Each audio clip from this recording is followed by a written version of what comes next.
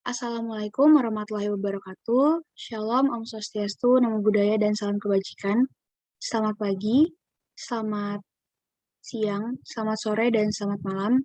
Kepada yang terhormat, Bapak Ainun Zulfikar, STMT, selaku dosen pengampu mata kuliah material polimer, kami dari kelompok 4 akan mempresentasikan tentang komoditi polimer dan polimer engineering, PET, dan akrilik PAN. Adapun kelompok kami terdiri dari 4 orang, yaitu ada Deta Lestari 06201011, Ezra Karolin saya sendiri 06201012, Pulau Fornawa 06201020, Rida Rizky 06201037. Dan adapun outline pembahasan untuk PET dan akrilik PAN, yang pertama ada pendahuluan, yang kedua struktur rantai, yang ketiga polimerisasi, yang keempat kelebihan dan kekurangan, yang kelima proses pembuatan dan contoh produk, dan yang keenam penutup. Oke, yang pertama ada pendahuluan. Plastik adalah suatu polimer yang mempunyai sifat-sifat unik dan luar biasa. Polimer adalah salah satu bahan yang terdiri dari unit molekul yang disebut monomer. Jika monomernya sejenis disebut homopolimer, dan jika monomernya berbeda akan menghasilkan copolimer. Polimer alam yang telah kita kenal antara lain selulosa, protein, karet alam, dan sejenisnya. Pada mulanya, manusia menggunakan polimer alam hanya untuk membuat perkakas dan senjata, tetapi keadaan ini hanya bertahan hingga akhir abad 19 dan selanjutnya manusia mulai memodifikasi polimer menjadi plastik. Plastik yang pertama kali dibuat secara komersial adalah nitroselulosa.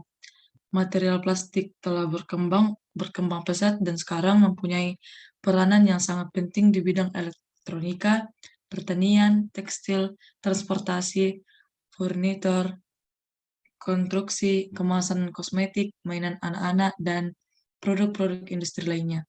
Secara garis besar, plastik dapat dikelompokkan menjadi dua golongan, yaitu plastik termoplas dan plastik termoset. Plastik termoplas adalah plastik yang dapat dicetak berulang-ulang dengan adanya panas, yang termasuk plastik termoplas antara lain ada PE, PP, PS, ABS, SAN, nilon, PET, BPT, POM, PC, dan lain-lain. Sedangkan plastik termoset adalah plastik yang apabila dengan mengalami kondisi tertentu tidak dapat dicetak kembali karena bangun polimernya berbentuk jaringan 3 dimensi. Nah, di sini ada PET atau polyethylene terephthalate. Jadi, PET itu adalah polimer termoplastik serbaguna yang termasuk dalam kelompok polimer polyester. Resin polyester sendiri dikenal dengan beberapa sifat unggulnya dalam segi mekanis, termal, dan juga resisten terhadap zat kimia. Nah, di sini ada sejarah PET. Pada tahun 1942, John Rex Winfield dan James Tennant Dixon yang bekerja pada perusahaan Calico Printers Association di Inggris menemukan sintesis polimer linear yang dapat diproduksi melalui ester exchange antara ethylene glycol atau EG dan dimethyl terephthalate atau DMT yang menghasilkan polyethylene terephthalate. Pada perkembangan selanjutnya, produksi PET untuk serat-serat sintesis menggunakan bahan baku terephthalate etchit atau TPA dan ethylene glycol atau EG. Produksi serat polister atau PET secara komersial dimulai pada tahun 1944 di Inggris dengan nama dagang Terilena dan pada tahun 1953 di Amerika Serikat atau DuPont dengan nama dagang Dacron. Nah, yang kedua ada struktur rantai PET. Polyethylene terephthalate sering dikenal dengan nama polyester memiliki rumus struktur seperti pada struktur di bawah ini. Jadi, polimer PET dihasilkan melalui reaksi polimerisasi kondensasi dan monomernya. Reaksi ini terjadi sesaat setelah ekspirisasi dengan etilen glikol sebagai produk sampingnya.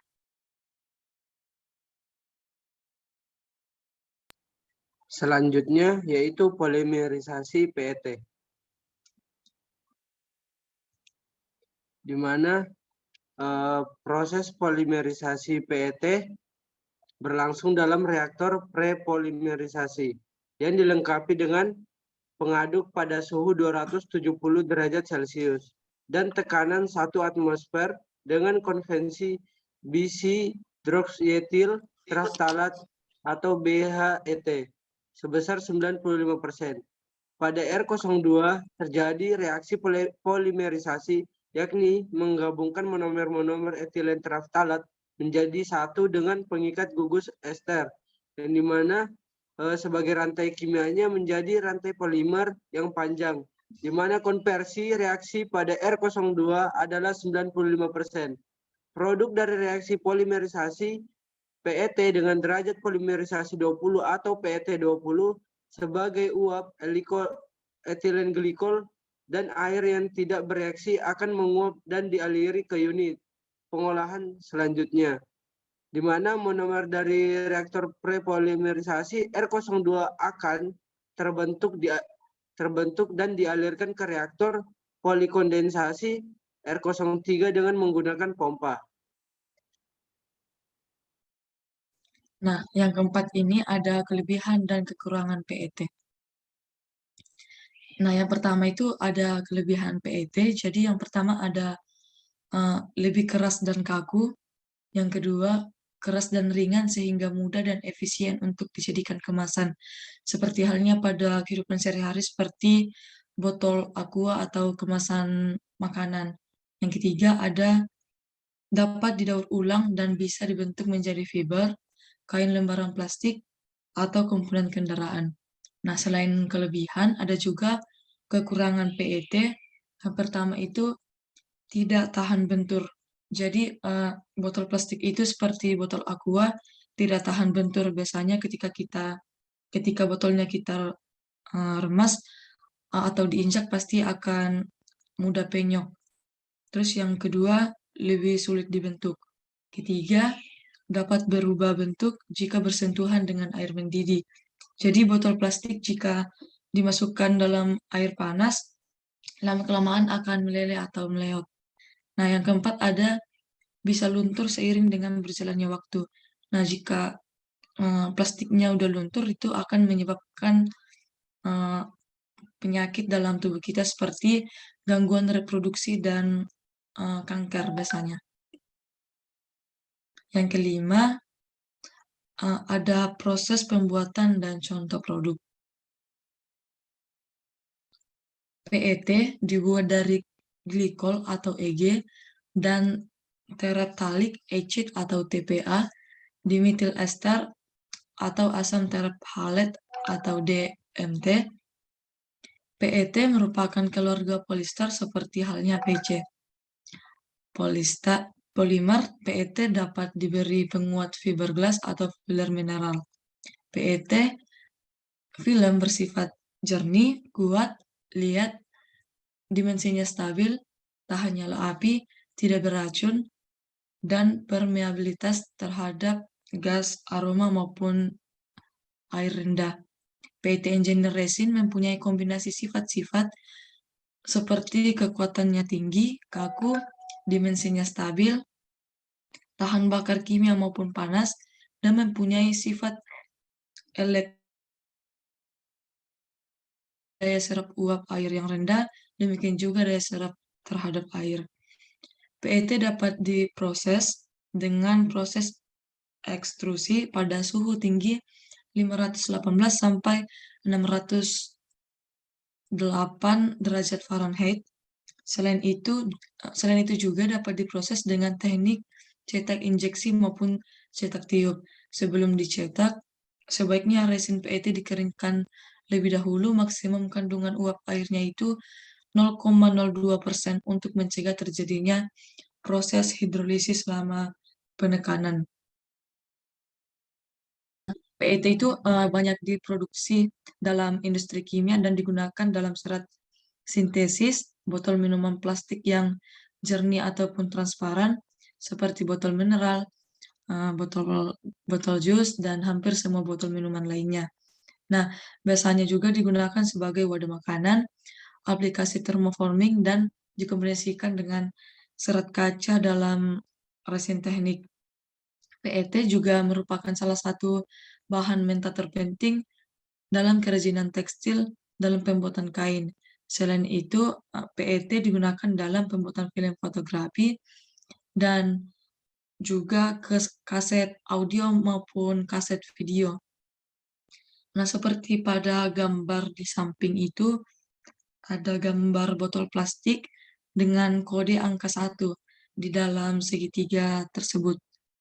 Jadi, arti dari kode tersebut itu yaitu angka 1 berarti jenis plastik PET yang hanya sekali pakai.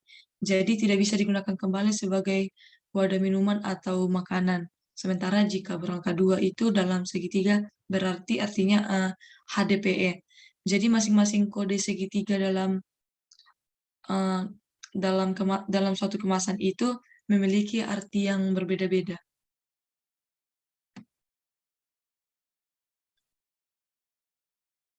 Selanjutnya yaitu proses penggilingan botol plastik PET. Nah, bisa kita lihat dari video ini proses penggilingan plastik botol PET yang didaur ulang di mana dari karung-karung tersebut berisi dengan botol-botol bekas yang dimana akan dibawa ke penggilingan agar menjadi serpihan-serpihan kecil. Perlu disortir lebih dahulu dengan disortir lebih dahulu itu dengan mesin PET ini perlu dipisahkan dengan material-material keras seperti leher botol, bebatuan, dan kotoran padat lainnya, di mana perlunya kehigienisasi dari pencucian sampai pembentukan, di mana pembentukan botol PET dan juga perlunya proses kualitas. Yang pertama itu ada uji kandungan air dari botol plastik PET, yang dimana kandungan airnya tidak boleh lebih dari 1%. Jika lebih dari 1%, maka warna botol yang dihasilkan akan menjadi belang atau berkabut. Selanjutnya yaitu ada juga uji dari pengujian warna yang pengujian viskositas, di mana pengujian viskositas ini atau kegentalan dari pengujian viskositas botol PET akan mempengaruhi kekuatan dan pembentukan botol PET nantinya. Selanjutnya itu ada proses pembentukan botol PET atau biasa disebut preform, di mana dengan bantuan mesin injeksi, botol PET akan dibentuk jadi tabung panjang dulu, dan di mana botol PET dari bentuk tabung itu akan dilakukan pemanasan hingga 270 derajat Celcius dan ditiup dengan tekanan udara 1 atmosfer. Nah, walaupun botol plastik PET jenis PET ini disarankan hanya memakai 1 kali, di mana proses daur ulangnya tadi dari video ini, dengan adanya ide dari proses daur ulang ini dapat melestarikan lingkungan dan dapat menjadi sesuatu yang lebih bernilai serta menjadi inovasi yang kreatif dan bermanfaat di kalangan atau di dunia globalisasi.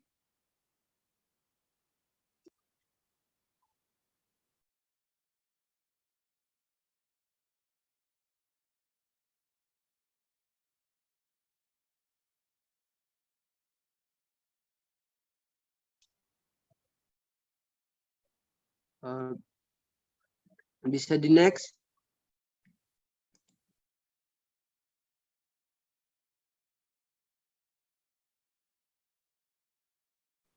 Baik, selanjutnya kita akan masuk ke dalam akrilik pan atau poliakrononitril. Nah, jadi poliakrononitril poliakrinonitril ini merupakan polimer organik. Jadi, hasil sintesis secara kimia oleh monomer-monomer dari akrinonitril. Nah, poliakrinonitril ini merupakan polimer yang memiliki densitas yang rendah dan kekuatan yang tinggi serta elastasisnya yang besar. Jadi karena sifat-sifatnya tersebut, PAN atau PAN ini tuh berpotensi dalam menghasilkan karbon fiber yang bermutu tinggi. PAN ini banyak digunakan sebagai serat dalam sistem filtrasi gas panas. Nah, PAN ini tuh terdiri dari dua jenis homopolimer dan kopolimer. Jadi homopolimer dari PAN ini telah banyak digunakan sebagai serat dalam sistem filtrasi gas panas, layar untuk kapal pesiar, serta beton untuk memperkuat dengan serat. Sedangkan kopolimernya ini sering digunakan sebagai serat membuat pakaian rajut seperti kaos kaki, sweater, baju sweater, lalu mungkin jaket dari wool, dan lain-lain. Nah, poliakronitil sendiri itu terbentuk dari polimerisasi antara akronitil kopolimer dengan inisiatornya. Seperti pelarut, dimetil fomamid, dibutuhkan dengan polimerisasi ini agar cepat terbentuk ikatan silang antara monomer dan inisiatornya. Nah, derajat polimer ini tuh biasa rata-rata itu karena suhu derajat polimerisasi rata-rata bisa meningkat dikarenakan suhu reaksinya itu menurun.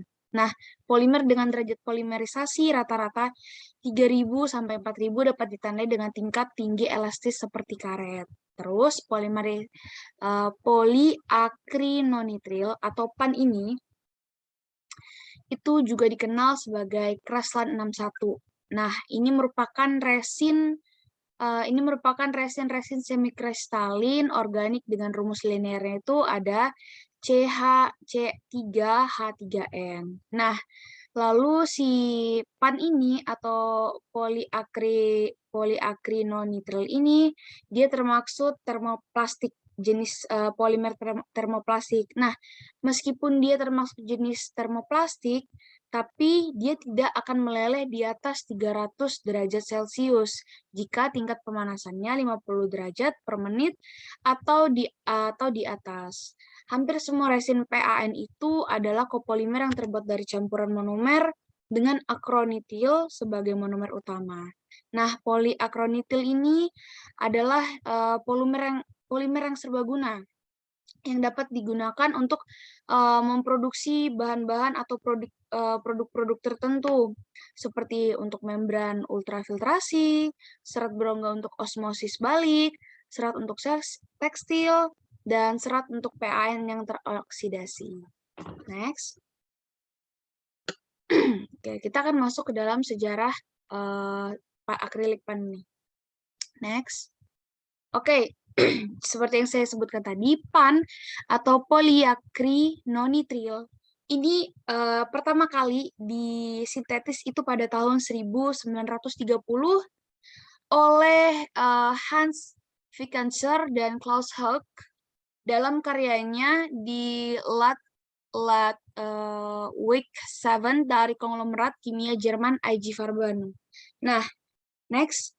Jadi pada saat ditemukan di dalam karyanya itu, pada saat itu juga PAN itu dia tidak bisa melebur. Dia juga tidak bisa larut dalam pelarut industri manapun pada saat penelitian tersebut. Oleh karena itu penelitian PAN ini dihentikan. Tapi pada tahun 1930 Herbert Rein, kepala kimia serat polimer di pabrik Bitterfeld dari IG Farben, ini memperoleh sampel PAN saat mengunjungi karya Week 7. Nah, dia menemukan bahwa pyridinium benzichloride, cairan ionik, itu dapat melarutkan si PAN ini. Nah, jadi dia itu memutar serat pertama berdasarkan PAN tahun 1938 menggunakan larutan berair amonium kuaterner natrium, tiosianat, dan aluminium perklorat untuk memproduksi dan mempertimbangkan larutan DMV. Nah, pada saat itu di Republik Demokratik Jerman, produksi serat poliakrinonitril ini di industri itu mulai tahun 1956. Jadi mulai aktifnya berproduksi itu pada tahun 1956 di VAB Film and Semi-Fast Work Agfa Wolfen. Karena pekerjaan awal dari konkret Wally Crayon, C. Maxdad, Herbert Lenhart, dan lain-lainnya dan teman-temannya. Sebelumnya persyaratannya ini tuh untuk memproduksi bahan baku ini telah dibuat oleh pabrik Buna Work Skopau dan Leuna. Nah, pada tahun yang sama juga di kolektif tersebut dianugerahi penghargaan kelas 2 nasional GDR untuk sains dan teknologi atas pencapaiannya. Next. Oke, selanjutnya ada struktur rantai akrilik pen. Next. Nah, jadi kalau bisa dilihat di sini itu si poliakrinonitril ini atau yang biasa disebut orlon ini merupakan sebuah polimer yang tersusun dari molekul akrinonitril. Nah, kalau kita bisa lihat dari yang di kiri itu akrinonitril itu adalah sebuah monomer. Nah, jadi monomer si NCH2 CHCN ini itu yang tersusun di poliakronitril atau si orlon ini. Jadi dia struktur rantainya itu CH, CH, CH baru CN. Nah, terus kegunaannya orlon ini seperti yang sudah saya sebutkan sebelumnya itu biasanya tuh terdapat pada atau biasa digunakan untuk pembuatan karpet, terus ada pakaian, seperti contoh kaos kaki, jaket, mantel yang terbuat dari wool. Next. Selanjutnya ada polimerisasi akrilik pan.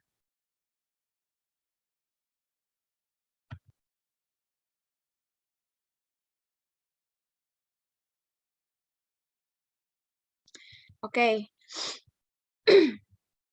Nah, sebentar.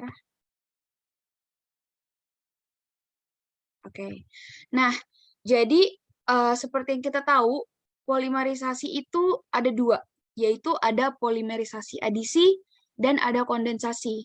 Nah, kalau polimerisasi adisi ini, yaitu reaksi pembentukan polimer dari monomer yang berikatan rangkap. Nah, ikatannya itu dia tak jenuh. Pada reaksi ini, monomer membuka ikatan rangkapnya, lalu memberikan monomer lain sehingga dihasilkan polimer yang berikatan tunggal. Sedangkan polimerisasi kondensasi itu reaksi pembentukan polimer dari monomer-monomer yang mempunyai dua gugus fungsi sehingga polimerisasinya itu memiliki hasil samping. Nah, pada sintetis polimer poliakrinonitril ini atau si akrilik pan ini dari monomer akrinonitril seperti kalau kita udah lihat di slide sebelumnya itu yang mana mewakili ikatan dua rangkap sehingga sintetisnya pasti melalui polimerisasi adisi. Nah, untuk tahapan polimerisasi adisi ini tuh terdiri dari 3 tahap. Oke, kita akan di sini saya akan menjelaskan bagaimana mekanisme polimerisasi di sini saya akan menjelaskan mekanisme polimerisasi adisi radikal bebas pada poliakrinonitril. Jadi yang pertama itu ada tahap inisiasi. Nah, jadi pada tahap inisiasi ini tuh diperlukan senyawa inisiator yang dapat membentuk radikal bebas. Misalnya ada benzoil peroksida, hidrogen peroksida, atau lain-lainnya. Senyawa inisiator tersebut ini akan dikenai energi yang dimana energi yang dimaksud di sini adalah energi panas hingga terbelah menjadi gugus yang reaktif atau menjadi radikal bebas. Nah, dengan adanya elektron bebas ini, tanpa pasangan, tanpa lone pair elektronnya ini. Nah, kemudian radikal bebas ini, hasil disosiasi ini akan menyerang monomer, sehingga membentuk radikal bebas, baru akan terjadi asosiasi. Nah, monomer yang bersifat radikal ini akan menjadi sangat reaktif. Jadi reaksi inisiasi itu memiliki prinsip bahwa aktivitasi monomer menjadi monomer radikal yang aktif. Nah, yang kedua itu ada tahap propagasi. Jadi seperti yang dilihat. Nah, pada tahap propagasi ini, itu radikal bebas pada monomer yang terbentuk pada tahap inisiasi ini akan bereaksi dengan molekul monomer lainnya. Demikian seterusnya akan berlangsung hingga tumbuh rantai yang lebih panjang. Nah, rantai yang lebih panjang ini biasa disebut chain growth. Nah, atau juga biasa disebut sebagai perpanjangan rantai. Reaksi ini akan berlangsung sangat cepat hingga dinamakan reaksi rantai. Dan tahap yang terakhir, next, itu ada tahap terminasi. Nah, di tahap terminasi ini merupakan tahap berakhirnya polimerisasi. Kenapa bisa begitu? Karena di tahap ini terdapat dua kemungkinan untuk mengakhiri reaksi rantai. Jadi, yang pertama itu ada dengan cara disproporsionasi atau cara coupling atau cara kombinasi. Mekanisme terminasi terjadi manakala sejumlah chain growth-nya ini, chain growth radikal bebas itu bertumbukan atau bereaksi dengan radikal bebas juga. Nah, masing-masing molekul tersebut ini kemudian saling berinteraksi dengan cara memasangkan elektron bebas yang dimiliki. Nah, sedangkan untuk cara disproporsionasi akan terlihat lebih kompleks, yang dimana pergerakan elektron bebas tidak mencari padanannya seperti cara coupling. Baik, next. Selanjutnya, ada kelebihan dan kekurangan dari akrilik pad. Yang pertama, kelebihan dari akrilik pad. Yang pertama itu menyerap banyak ion, logam, dan membantu aplikasi bahan absorpsi. Selanjutnya yang kedua, memiliki sifat yang melibatkan kepadatan rendah, stabilitas termal, kekuatan tinggi, dan modulis elastisitasnya. Lanjut yang ketiga, biayanya yang rendah dibandingkan dengan serat alami. Lalu yang terakhir, memiliki ketahanan sinar matahari yang lebih unggul atau baik ya, dan memiliki ketahanan yang unggul dan baik terhadap serangan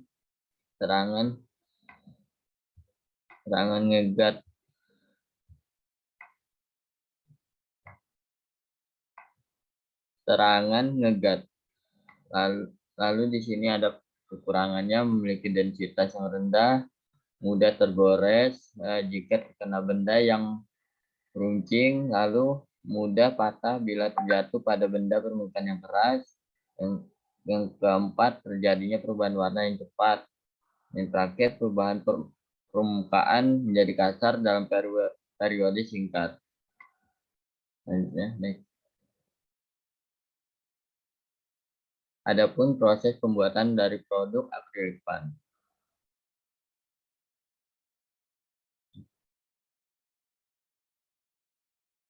Di sini kami mengambil proses pembuatan carbon fiber. Carbon fiber merupakan serat yang terdiri dari sekurang-kurangnya 92% atom karbon dan sisanya dari akrilik pad. Sifatnya yang kuat tetapi ringan merupakan salah satu keunggulan yang dimiliki oleh carbon fiber dibandingkan dengan besi maupun baja. Carbon fiber banyak digunakan pada konstruksi pesawat terbang, alat olahraga, alat elektronik, industri otomotif, serta pada konstruksi jalan dan jembatan. Di sini ada pun proses pembuatan akrilik pad, di mana proses akrilik PAN ini terbagi menjadi dua, di mana ada PAN proses, baru itu pitch proses. PAN proses ini di mana bahan setengah jadi diproses menjadi produk, sedangkan pitch proses ini bahan mentah diproses setengah jadi, di mana dari PAN proses ini melalui tahap stretch, selanjutnya melalui perlakuan termoset, selanjutnya itu diberi karbonit. Setelah diberi karbonit, dilakukan gravitage. Setelah dilakukan gravitage, selanjutnya di surface treatment. Setelah di surface treatment, dilakukannya epoxy sizing. Setelah dilakukan epoxy sizing menjadi spool. Selanjutnya. Next, di sini selanjutnya proses pembuatan carbon fiber dari acrylic PAN.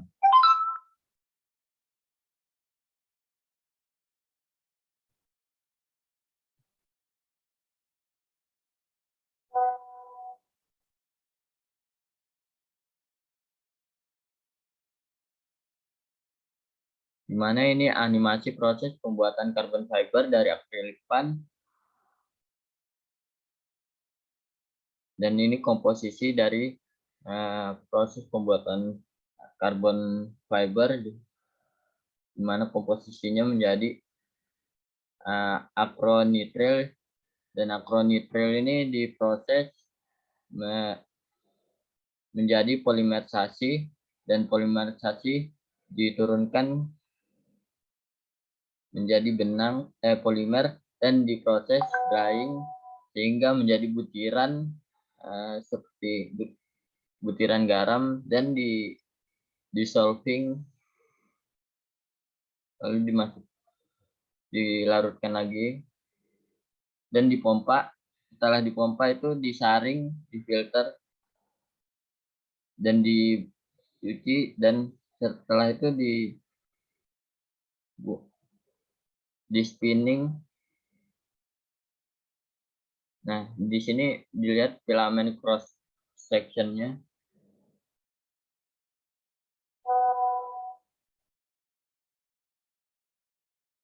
Lalu di stretching lagi. Setelah di stretching, dicuci, di stretching lagi, dicuci lagi. Nah, dapat dilihat filamen cross sectionnya. Dicuci, di stretching, lalu di boiling water stretch, di stretching lagi. Nah, terlihat filamen cross sectionnya pada gambar tersebut. Lalu dikasih oil, lalu di drying, baru dipanaskan lagi. Nah, filamen dapat dilihat filamen cross sectionnya. Lalu di stuffing, setelah di stuffing, di cramping, di packing, dan menjadi carbon fiber dari acrylic PAN.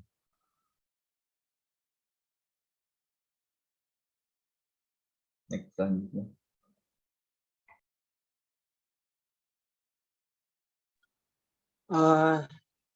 Yang selanjutnya yaitu di mana ada kesimpulan. PET adalah singkatan dari polyethylene terephthalate, plastik yang sangat serbaguna dan canggih.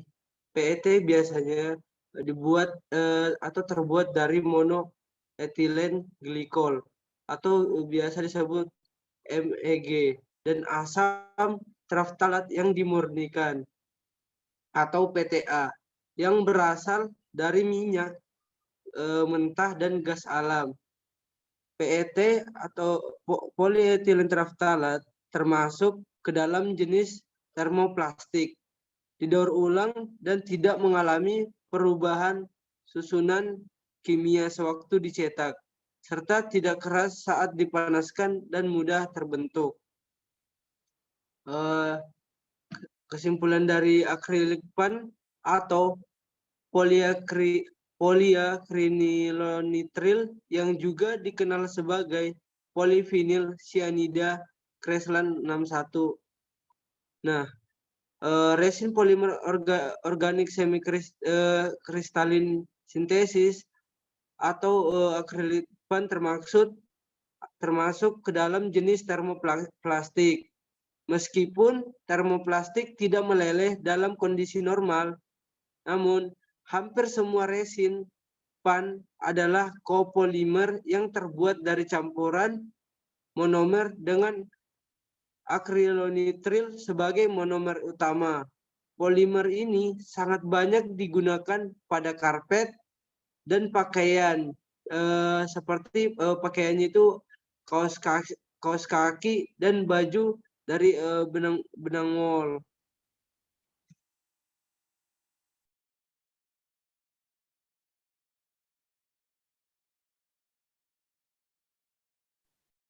Baik, jadi itu merupakan presentasi dari kelompok 2 mengenai PET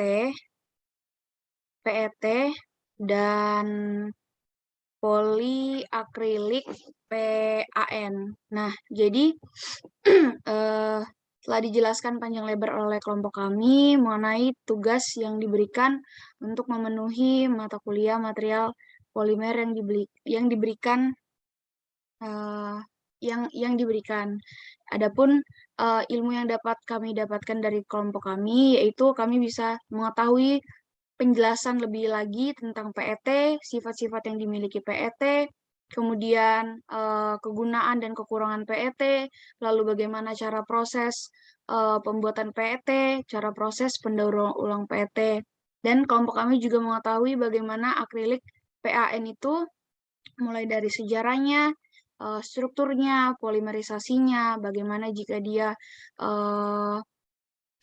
bereaksi dengan polimer yang lain, lalu juga ada cara proses pembuatan PET-nya, tadi juga sudah dijelaskan, ada yang melalui proses dari bahan mentah, dari benar-benar masih diambil dari bumi, lalu diproses menjadi bahan setengah jadi.